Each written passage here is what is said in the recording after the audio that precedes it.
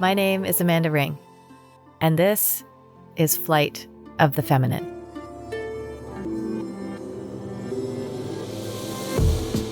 Here on Flight of the Feminine, I'm inviting you to explore and reclaim all things feminine, the divine and the dark, to awaken your womb and heart consciousness. I'm inviting you to open to the realms of energy and spirit, to evoke empowerment and create sovereignty.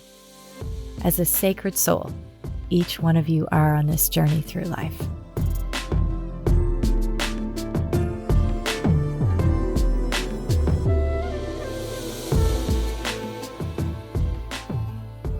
Setting the intention to really open the hearts of the listeners to new ways of seeing their own inner world and how the outer world is influencing that, and how we can work to create a healthier balance, new ways, new solutions, more loving presence in the world. So that would be my intention in sharing this today. Would you like to add anything, Tara? Yeah.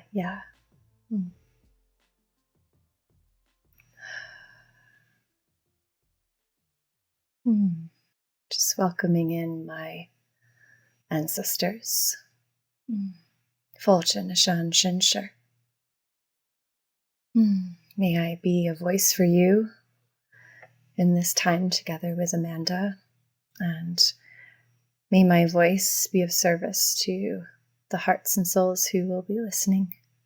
May the ancestors be felt in this space. May the wise grandmothers come through in the ways in which they want to be heard. Nai Bonani, Moyeo, Forcha, Shanwahan the Krina, Benakti. Thank you. Falcha, thank you. And also acknowledging that we were both sharing from the Great Mother, the lands of Danu and of Gaia, and of the unceded territories of our indigenous families. So here is the unceded territories of the Migamagi people, and I believe you're on the Arapaho lands. So we acknowledge our connection. Yeah. Thank you. Thank you. Okay. Beautiful. Okay. So, in our last episode, we explored what I called worthiness traps, and I coined the phrase borrowed unworthiness in reference to how our perceptions around worth and worthiness can get handed down through family lineage and societal influence, in particular, how patriarchal conditioning has created an internalized habit of externalizing your worth. There is so much about this topic to explore. And if worthiness is something you bump up against and you haven't had a listen to that episode yet, I do encourage you to go back and take some time to listen. And I've included some journal prompts for you if you feel called to explore in that way and really take the time to go inward and explore this. And today, we are going to take this patriarchal lens, the concept of worthiness, and dive deeper into the impact of this for women and the matriarchal lines within our families. I have a very special guest joining me to share in both this tender and evocative topic. Tara Brading joins us today, and I am so honored and delighted that she is with us. I follow Tara's work closely, and her work is so dear to my Celtic and ancestral heart.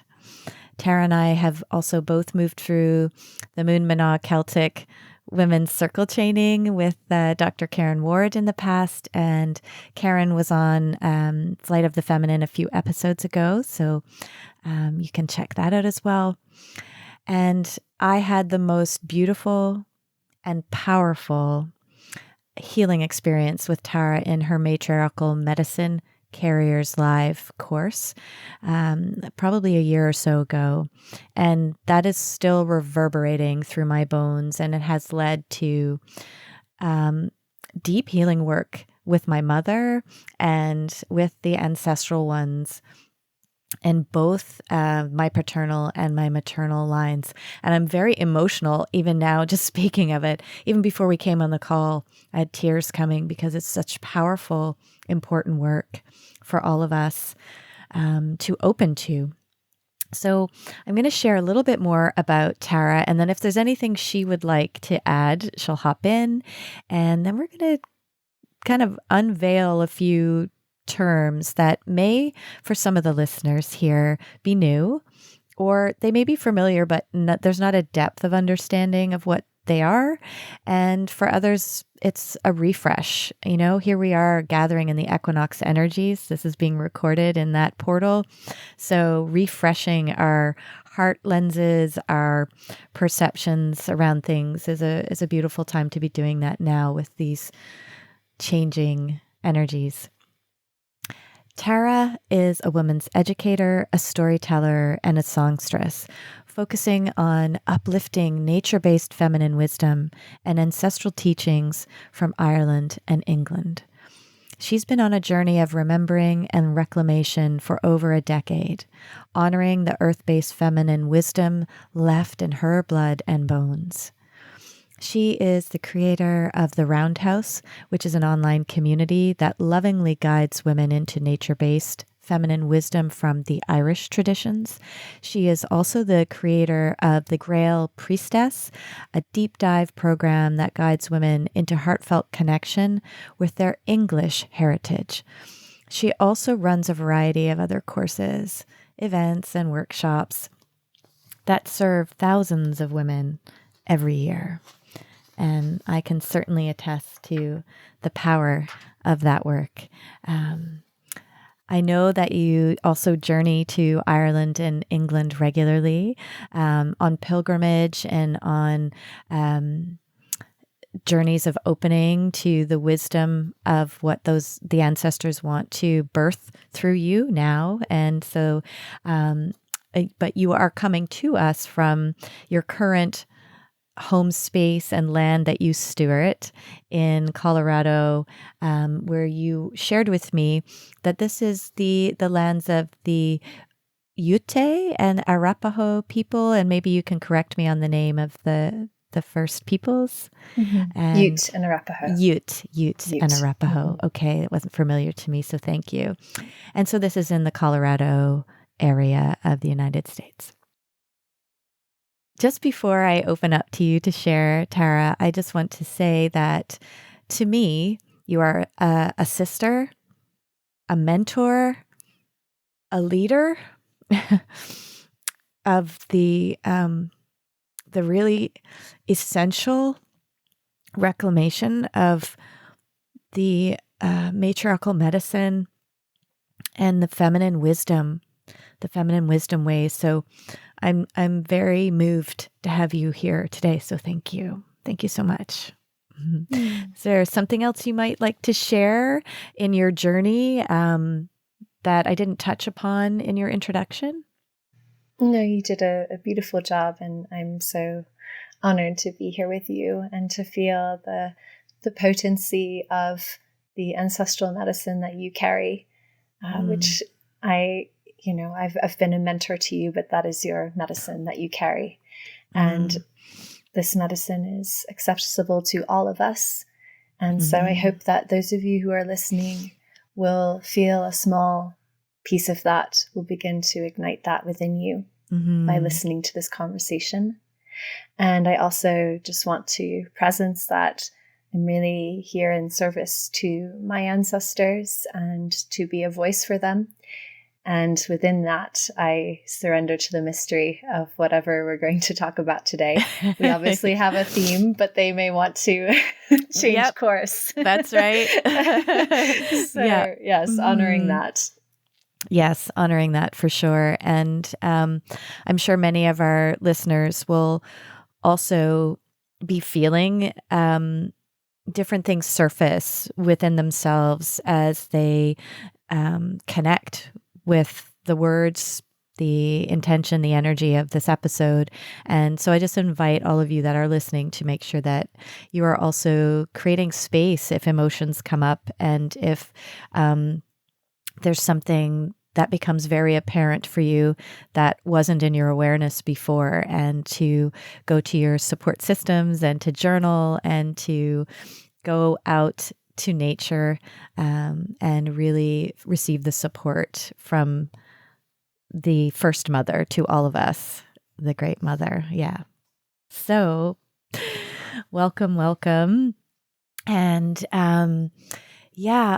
when I was exploring the whole topic of worthiness, it was bringing me back to the work that I explored with you, with the matriarchal medicine carrier. And also, it's so prevalent in the work that I do with Seven Feathers and the women that I support, the ancestral work that I've been doing. And my lineage is rooted in the Celtic Isles and England and Scotland and Ireland, and the Germanic tribes is where my energetic and blood connections are. So it really brought me to this current life, and how women, two great impediments for women's full expression of themselves in their lives, seems to be such a prevalent pattern of self-doubt and a lack of worth, or a perception of unworthiness. And this always leads me through all of this into how the patriarchal conditioning has just seeped in and seeped through our lineages and our experiences as women, and how that's become also internalized, and the whole concept of misogyny, how that internalized misogyny has also been, perpetuating this sense of separation within the sisterhood, and separation from our worth. And so I think it's really important that these terms get used, and maybe some people aren't familiar with them. Like, we've heard the term patriarchy, and in an earlier episode, I spoke of that, of course, and probably mentioned it in a few, and want to help educate, as I'm educating myself, that the patriarchy isn't something that is anti-men. It is a systemic set of orders or rules. It's a system of oppression for the purpose of division and control. And there's different tactics that the patriarchy tends to utilize. And it is very familiar with us in more Western culture where we're rooted, but certainly it's been insidious in where the Western culture has spread itself out across the world, which I feel my spirit bumps just running, and that is where colonialism comes in, and which I know is something that is dear to your heart. So I'll speak just on the basics there of patriarchy, and perhaps you want to lead some more learning around the colonial and patriarchal bridging. And I guess the tactics that I see showing up that have become internalized within the individual, that we know is present in the collective, is this divide and conquer, the tactics of comparison and competition, of shame and guilt, fear-based tactics, and within those, that there is a need to comply, to be compliant. And if there isn't compliance, there's punishment. And on the deepest level of the soul work and human experience, is the greatest punishment is ostracization and separation from love and belonging. And the deep psyche, that is what's felt by so many who are unaware that these imprintings are influencing how they view themselves and how they operate in their life. So would you like to share some more about that and about the colonial component? I know that's really fresh in your heart right now, and I'm very open to how the river of this conversation moves. Mm-hmm. Yeah, so I just want to reiterate what you were sharing about patriarchy as a system of oppression. And it's an interlocking system with colonialism and white supremacy. And these systems all work together. And, you know, as a white woman, I both benefit from and am harmed by those systems. And that is true for not just white women, but for many different kinds of people. Mm-hmm. And so there's this deep underlying energy of what you spoke to, of domination and control. And I've come to understand this deeper energy as predatory energy. And when I say predatory energy, I'm not talking about natural predators like wolves or what have you. I'm talking about predator with a capital P, this like... intentional. Yes, this very intentional and unnatural, I would say, way of trying to assert domination and control and taking more than one needs. The natural predator only takes what it needs. And then it's in balance, it's in harmony. So this predatory energy that's underneath all those systems of supremacy is harming all of us, right? This predatory energy doesn't have a gender, a class, a race. You know, it is something, it's almost like an archetypal energy. It has a spirit that can come into all of us in different ways. And again, we can be harmed by this energy, and we can also collude with this energy through force or through choice. And so this predatory energy has been very present for me lately. The first time I heard about the archetype of the predator was in Clarissa Pinkola Estes' book, Women Who Run with the Wolves. Yes. Such a powerful book for anyone who hasn't read it. Yep. I'll put it in the show notes so there's a reference. Yeah. Yes. That was the first time I heard about that as an archetypal energy. And then I received some teachings from a mentor last year, Miranda Pretty Owl, who I want to honor in this moment. And she received some of those teachings from an Indigenous man called John Trudell, who has teachings about this predatory energy and speaks a lot about it. He's a poet and activist. And so through these different threads, I've really come to understand the predator in both a mythic way. I'm very interested in story, and we can understand a lot through story and through myth, and also just being out in the world and seeing what's happening in our world right now on a mass scale, and really coming to, open my eyes to the ways in which we as women, since we're talking about women here, have been indoctrinated to be the colonial patriarchal daughter. And this is really like the heart of the work that I am offering, is how do we unravel ourselves from that identity as the colonial patriarchal daughter?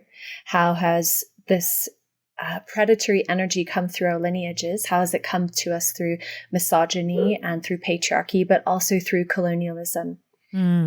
And so there's all these interweaving threads, which I'm sure we'll explore. I think I'll pass back to you, Amanda. But yeah, that it feels important to honor all of these threads and the nuance and the complexity of these systems of supremacy and the ways that we've been harmed by them. And we've also colluded with them.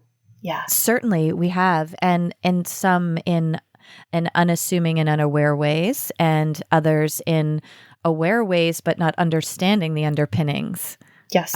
Of what is actually happening, because it's been presented as quote unquote a normal way to operate and to enact choice, which is, as you've mentioned, is actually quite not a natural way. It is something that has actually been created rather than a natural part of the ecosystem, right? Yes. So thank you for, opening that up. And what I'm also hearing is how what is happening right now, I feel, and you're a key participant in this, is the old fabric that this is where all this these old threads have been woven together, that fabric is in a phase of disintegration, and it is actively being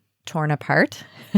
and it is also in its natural death cycle. We are moving into a very different state energetically. And what I understand and what I want to be an active part of in the flight of the feminine and inviting you here and all the work that I'm doing is the reweaving.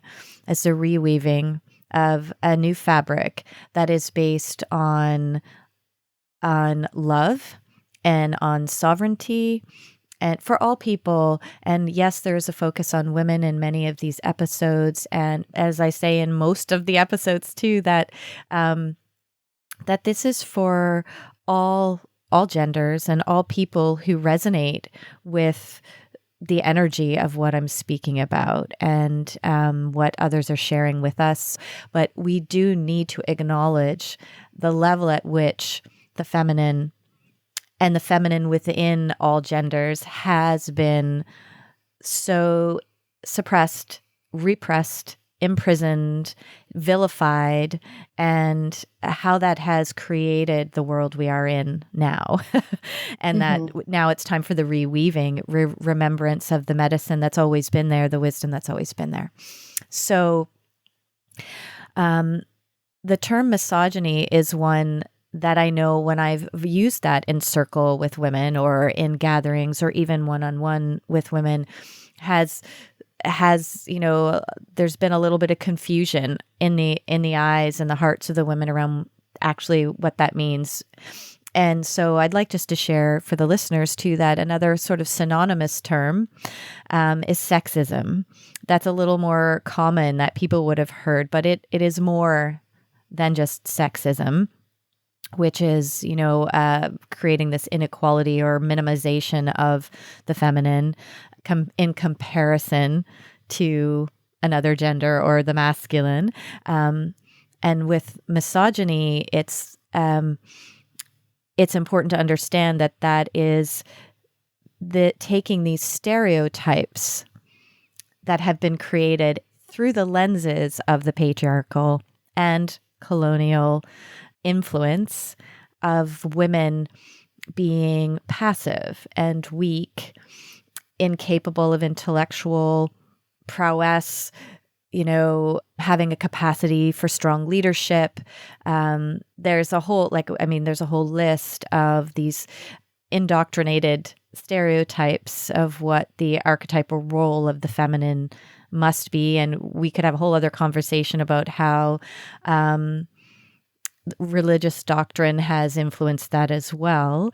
But really that this sense of a misogynistic tone is one whereby women are seen as less than, if we were to just distill it down to one thing. And then the internalization of that misogyny is women believing those stereotypes to be true, and then orienting their self, their beliefs, their perceptions, their perceived potential in accordance to those stereotypes, and then having so much internalized conflict. And with that comes an immense shadow of doubt, constant doubt, right? And that's what dominance also does to those that do not align, even subconsciously, to what the rules of the dominance and compliance are, because there's a felt sense of it not being aligned, a felt sense of feeling preyed upon, and there's a constant fear. I know in my own experience, and many of the women that I connect with, this sense of internalized misogyny is like when they start to realize it, it's like cold water on their face, like waking up from a dream where there was so much that they have consciously and unconsciously allowed to happen in their lives and to happen within themselves, how they've limited themselves, how they have minimize their own presence, their own vitality, and how they've lived in this sense of fear. So I feel like I'd love this conversation to move in a way where we are helping to educate women to recognize some of these things, and then to have compassion and space to feel it, and to allow perhaps the dormant rage that might be there to surface around it, to allow the grief that has happened, and also to recognize how this may have been impacting their matriarchal lines, and how they've been mothered, and how this dominance, this compliance, these patriarchal and colonial influences have bled through the psyches of the mothers in our lines. Would you care to speak to that, Tara? Yeah, this internalized misogyny, sexism, unworthiness, shame that's been imprinted into us, it is not ours. And yet it can take up so much of our experience of who we are and how we live our lives and how we experience the world, because the imprinting is so deep, right? And this influence, this imprinting, comes from different directions, right? So it comes from our external society, right? The ways in which we are shown what woman is supposed to be, right? In the eyes of the colonial patriarchal paradigm, this is who you're supposed to be. And it's very much a sense of, again, domination and control. Like, women are to be dominated and controlled. And so there isn't space in that system for our true sovereignty and vitality and medicine and value to come forth in meaningful ways. There's always we're always up against that wall, that cage that the predator wants us to stay in, right? So we see that reflected to us in the outside world, in our society, in our culture, what culture values, our culture values, and what have you. But actually, one of the most insidious ways that we receive this imprinting of unworthiness, shame, separation from self is through our families and through our lineage. And this comes to us from both mother and father. But the ways that it comes through mother are so, so insidious and so painful, because it's the internalized misogyny that transfers down to us as daughters. Because, as children, we're looking to mother to understand what is woman, right? And so when we see our mothers who are unable to fully embrace their sovereignty and their true expression of self because of that imprinting, that cage that has come down through the generations, then obviously we take that on because we mirror our mothers, right? And so if your mother, those of you listening, is a woman who has not been able to embrace her true expression of womanhood, her true self, and whatever that means, then if she's put herself unconsciously, subconsciously in that cage of the colonial patriarchal daughter, then that is going to impact you. There's just no way around that. 100%. Right? Yeah. And so it's so important for us to look at that important relationship with mother and to really see with clear eyes the ways in which we've been imprinted by our mother's self-doubt, her unworthiness, her shame, her, all the things. We can go more into that, the details of that later, but I want to stay kind of high level in this moment.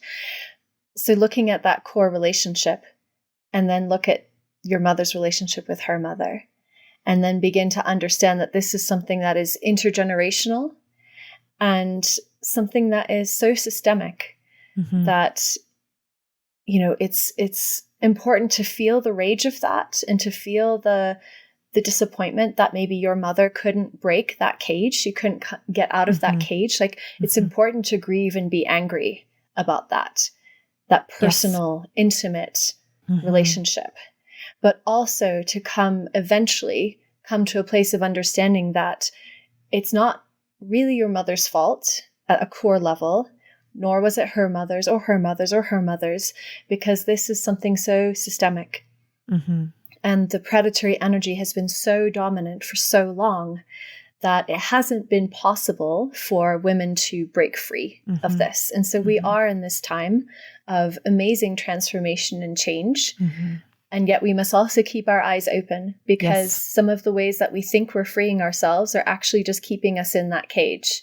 And we can talk more about that.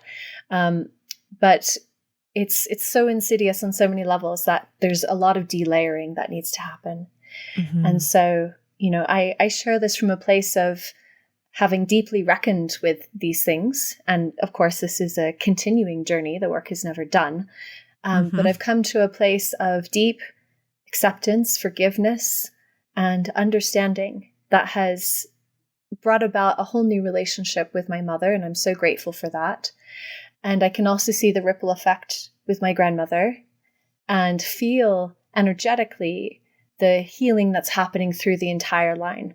And I believe that, each woman in the lineage has a unique ancestral destiny. Each person does. But again, we're talking about women. So each woman has a unique ancestral destiny.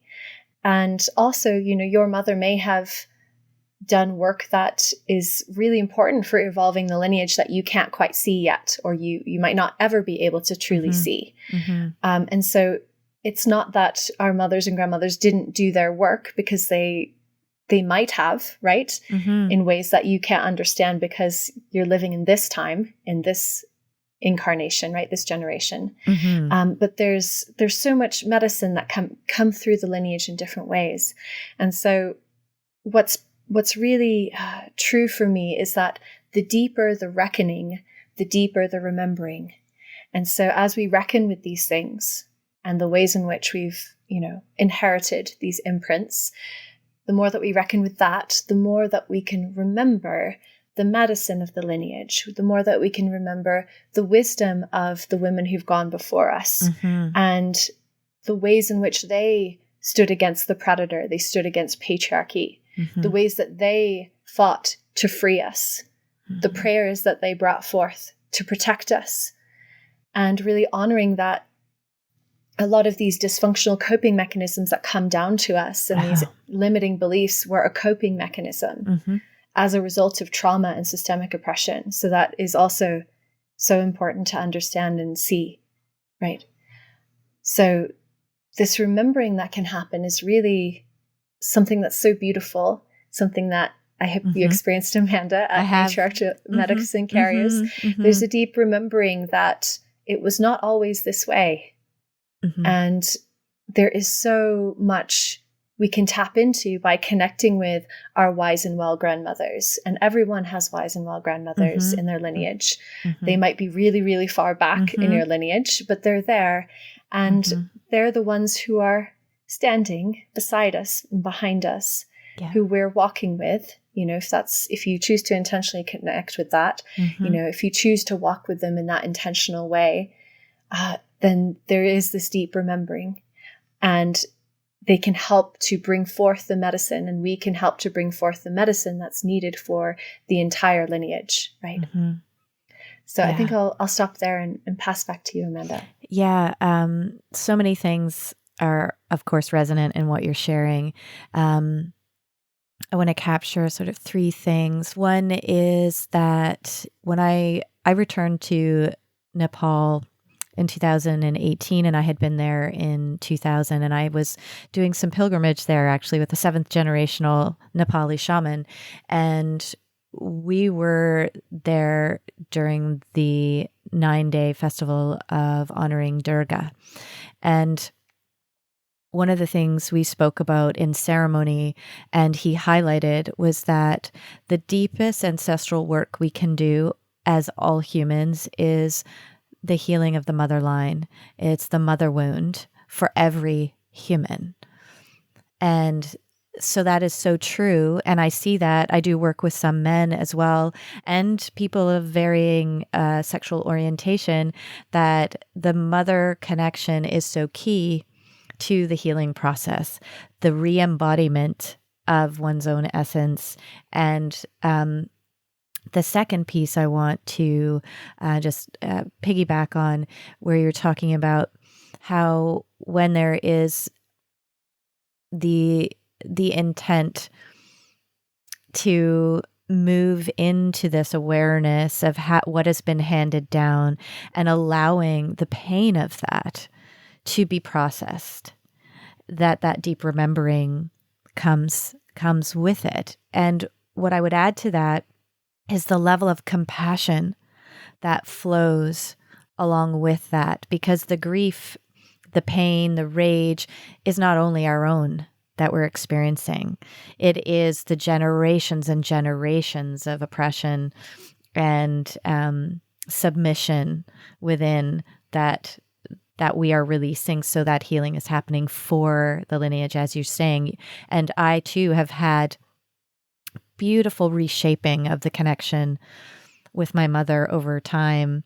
And then that has extended into the relationship with my father and the mother experience in his lineage and the dovetailing of those together. So when we can really open to process, the first step is awareness, and then methods of process and recognition and reclamation within that is this beautiful reweaving on that individual level. And we can then have an emotional distance from what used to be a wave of triggers from our mothers. And it's not an emotional distance to protect. It's a space of self embodiment, of a truer essence of who we are, separate from all of that, and the wisdom that's gotten missed, that's allowed to now flow through and be present in our own lives. So yeah, I just wanted to speak to that from the compassionate level and how important this is in recognizing when we talk about sovereignty. That may be a term that's relatively new for some of the listeners as well, in the sense of how is that enacted as a woman. So I would speak to that in the sense of that we start to allow and open our voice. We peel the onion on, okay, this is a perception that I have and a belief that I have, and this is what I speak to. This is why I act this way. And why is that?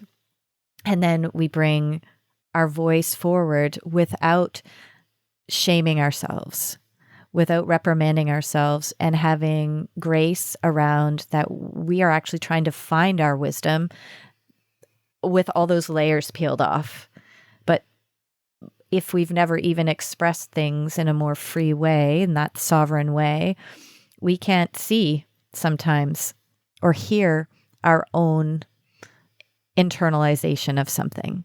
So that having the courage to start opening our voice and sharing in personal conversation, and I'm speaking about actually talking and hearing our own words and hearing our own opinions.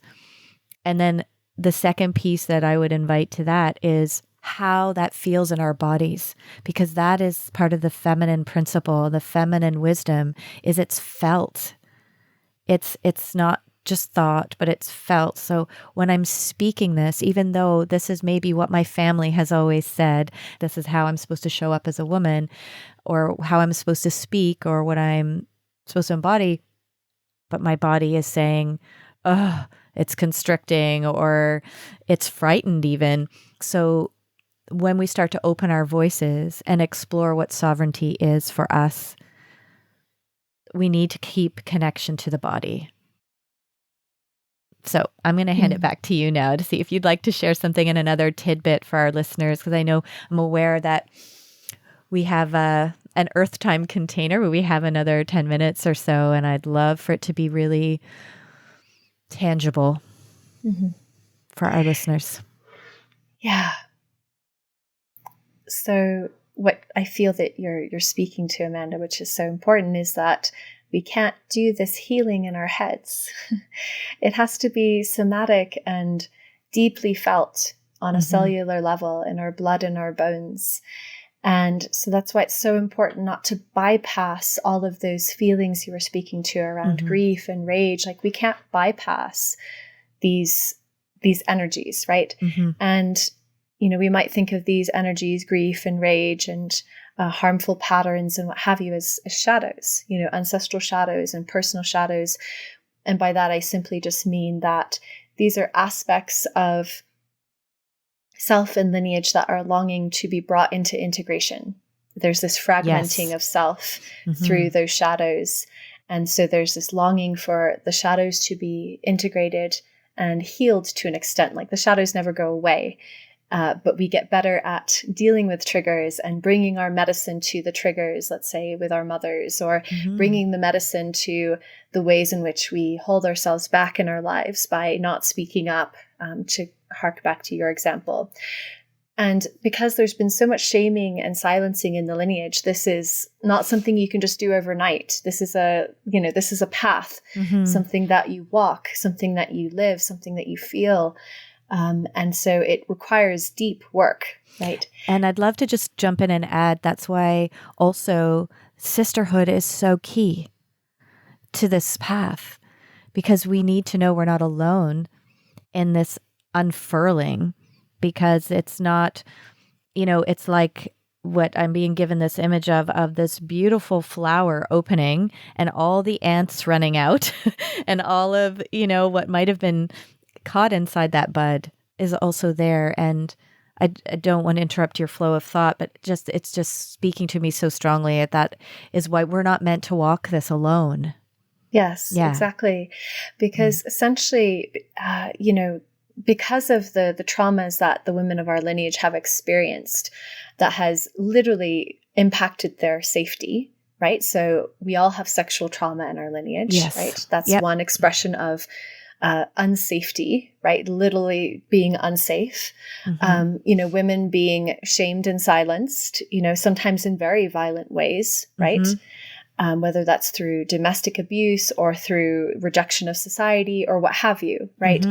And so there's these traumas that have created these imprints and have made it unsafe. And there's still that feeling of unsafety in our bodies. It's not safe for me to speak. It's not safe for me to stand in my true power, my true expression of self. It's not safe for me to be intimate with a partner. It's not safe for me to go out in the world and do my greatest work, right? Whatever it is, like, there's that feeling like it's not safe.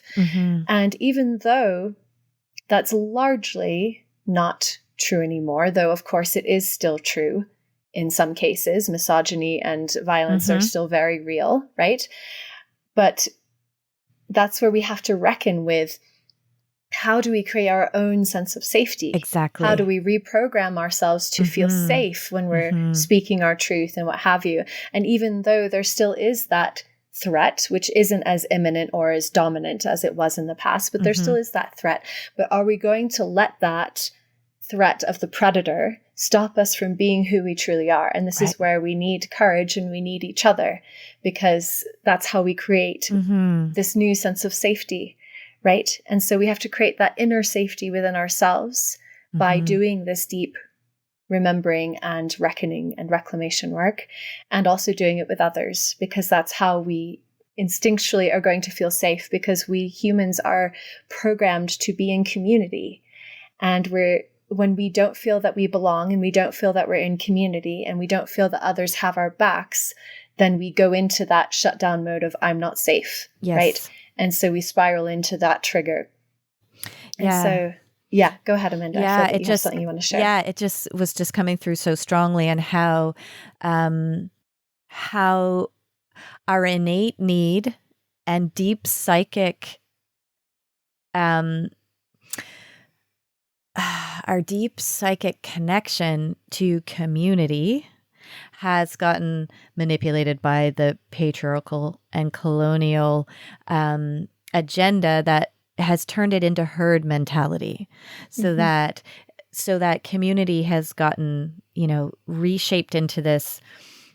You must belong to this uniform group that abides by these standards and these rules, and otherwise you're ostracized, which brings me back to that point I made earlier of this. Our deepest fear is to not be loved.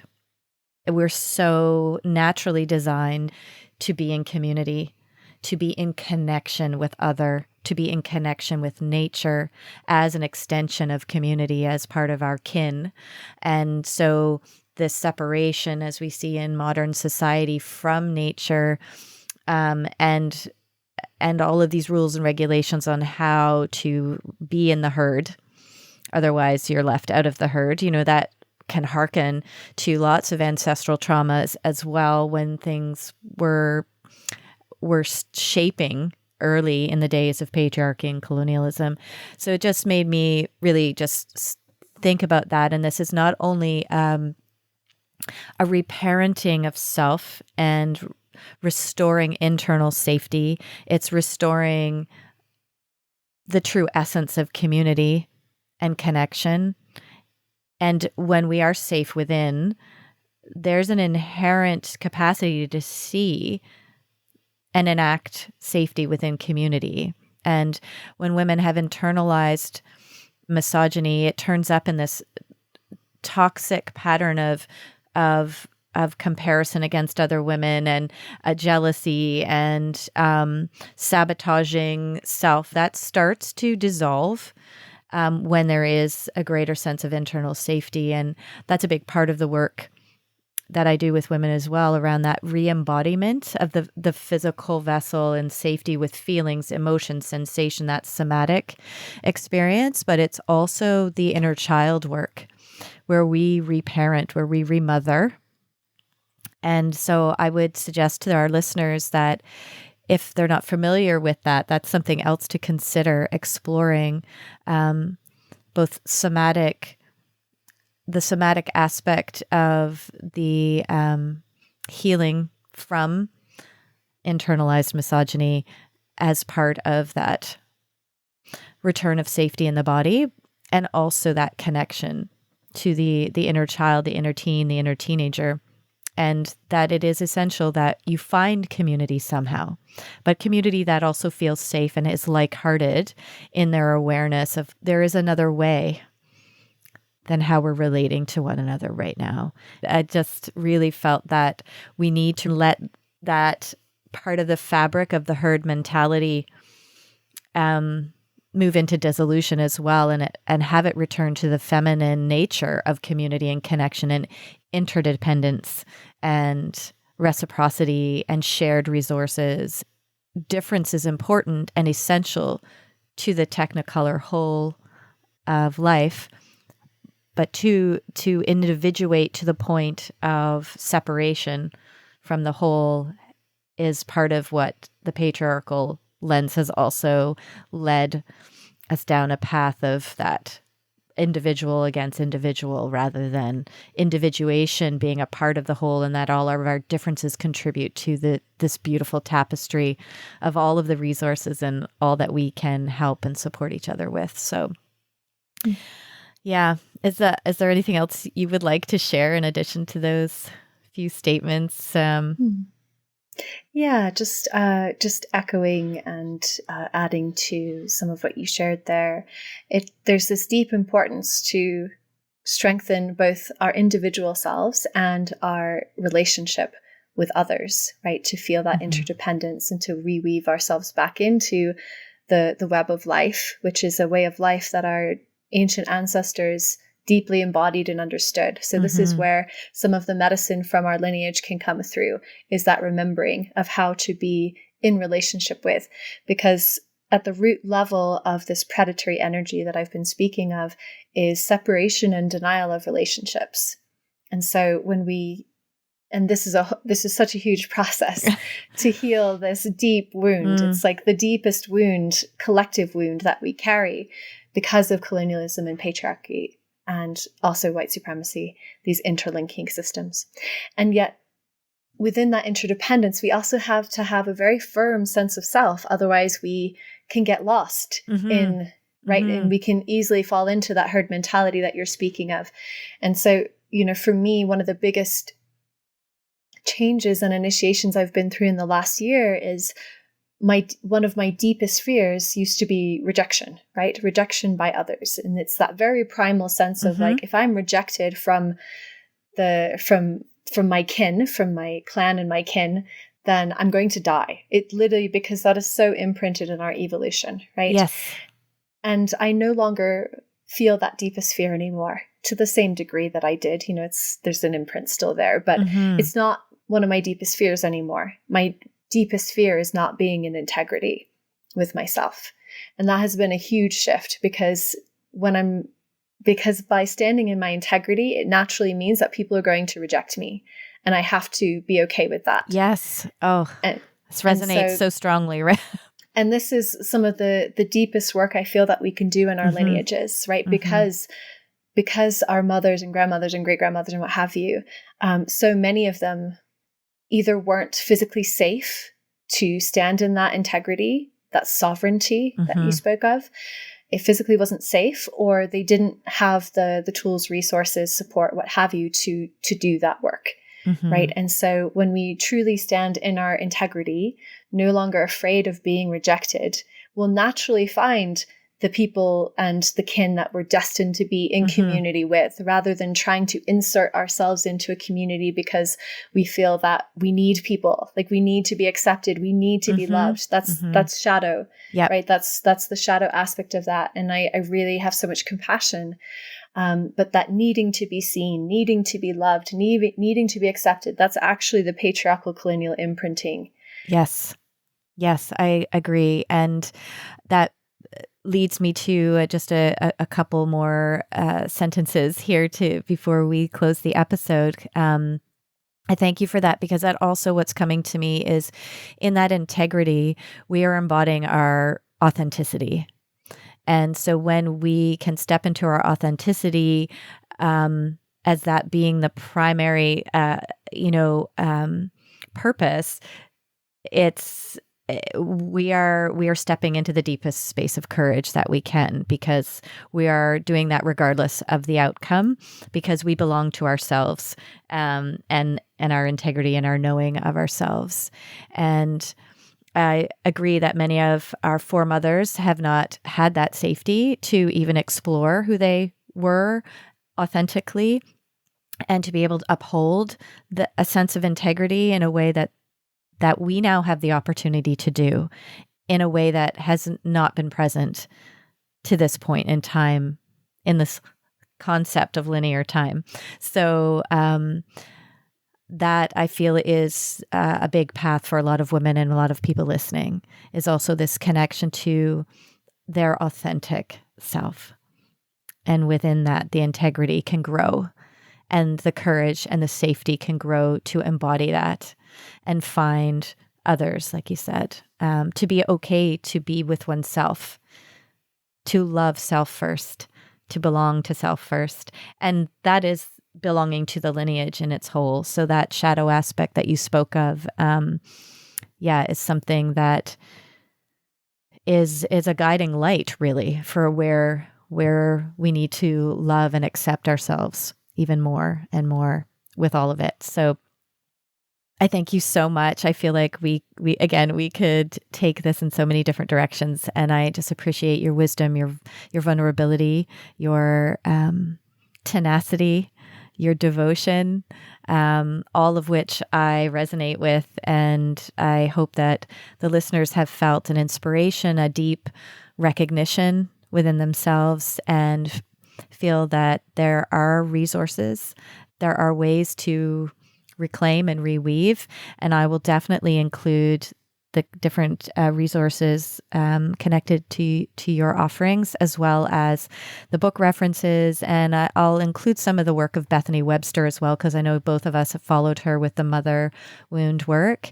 Before we have a closing remark from you, Tara, the next episode, I'm going to be bringing people into a connection with energy, their intuition, their own unique frequency, and the earth through an introduction to dowsing work. I call it divine dowsing for a reason, because so much of it is about how we begin to trust how spirit, how energy, how our soul speaks uniquely through us, and how we start to develop a relationship with that, and how everything has an energetic essence in life.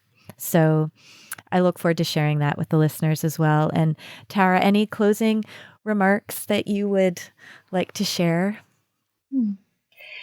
Yeah, just feeling my grandmothers here with me, and just them wanting to share that the grandmothers of your lineage, everyone who's listening, the grandmothers of your lineage, the wise grandmothers, the ones who are deeply healed and deeply well, who hold prayers for the lineage, who are guardians of your ancestral medicine and ancestral wisdom, they are longing so deeply to connect with you. And when you create this relationship, this connection, it will give you more strength than you could ever conjure on your own, so much more courage than you could ever have on your own. And this has been so key for me in that standing in my integrity and no longer being afraid of rejection, because I know that my grandmothers are standing behind me. Wonderful. Thank you so much. It's a beautiful, beautiful invitation and reminder for everyone listening. Thank you.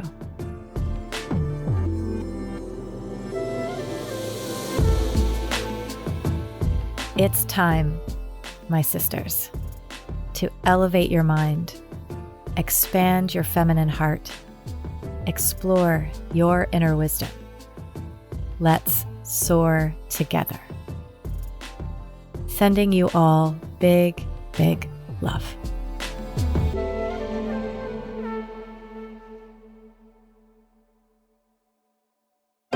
This is Story Studio Network.